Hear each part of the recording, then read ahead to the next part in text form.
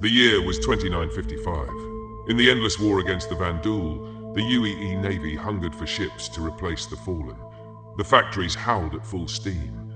But the rare alloys that fed the hearts of capital-class quantum drives ran dry. There was only one vein left to tap: the Pyro system, an out-of-belt graveyard of rock and shadow, ruled by no law. Only gangs, no council, no courts.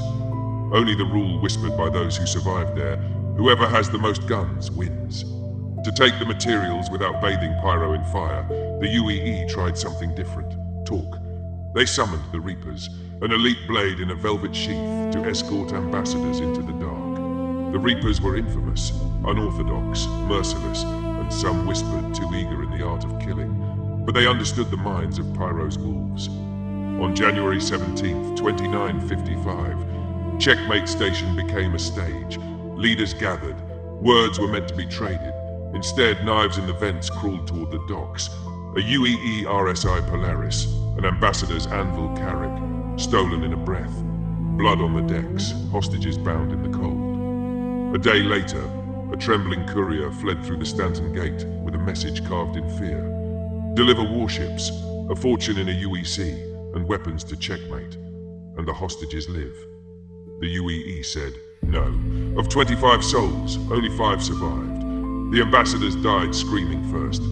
Pyro's gang, sensing the storm to come, forged a pact of convenience. With stolen steel, they would choke the Stanton jump gate, lock the system in iron, keep the UEE out. But the Navy would not bend. Plans unraveled. The rough and ready now held a captured Polaris at Checkmate, its purpose unknown. The other gangs begged for new terms. Silence answered back. 2 weeks of darkness passed, then a crack. Master Sergeant Mayhem and a ghost named Dark Reaper slipped their chains. They cut others loose and fled to the hangar. The carrack roared into the void. But the truth was ash. The UEE scrubbed the record clean, sealing shame beneath official lies. The broadcast said traitors murdered their own and fled with a stolen warship. When the freed hostages limped towards Stanton, a UEE fleet greeted them with fire. Betrayal burned brighter than thrusters. They escaped, but home was gone. Exiles on Terminus, Pyro 6 built a settlement from wreckage and rage. They took a name from the mission that damned them: the Wastelanders. In the dust, they swore an oath to shield the innocent. For a while, Pyro slept. Then the frontier fighters came, and peace died. Settlements fell to ruin. Civilians, those the Wastelanders had vowed to protect, were slaughtered or dragged away into the dark.